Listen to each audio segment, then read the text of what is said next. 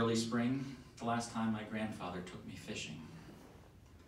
Drew and I couldn't have been much older than 10, and my grandmother had packed us a picnic lunch, bologna sandwiches, potato chips, and 3 cold cans of Coca-Cola.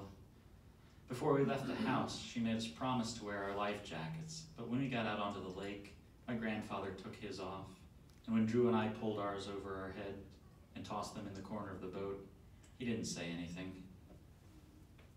We were out mid-lake, fishing a weed bed along Marcy Shoal, and my grandfather was showing me how to tie a line. He didn't make up any silly mnemonic devices about bunnies hopping around the bushes and down the rabbit hole, as he had when he taught me to tie my shoelaces. Instead, he sat behind me, and he put his hands on mine, and he showed me how to thread the line through the eye of the lure, and then twist it on itself a half dozen times before threading it back through the loop. I understood him, but I couldn't get my small fingers to make the line do what I wanted. And when I tried to pull it taut with my teeth, the way he showed me, it fell apart. "Not bad for a first try," he said, fishing line clamped in his teeth as he tied on an eagle claw for me.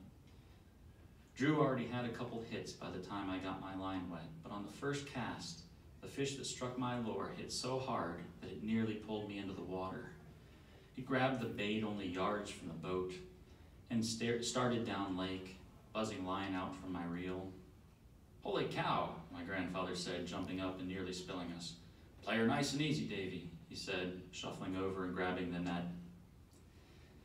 I felt the fish jerking back and forth, the berserk flutter of its tail as it nosed down toward the weeds, diving and zigzagging and doubling the rod over on itself so that the tip practically touched the water. "Don't horse it," my grandfather said. "Get your rod tip down over the boat, keep her out of the weeds."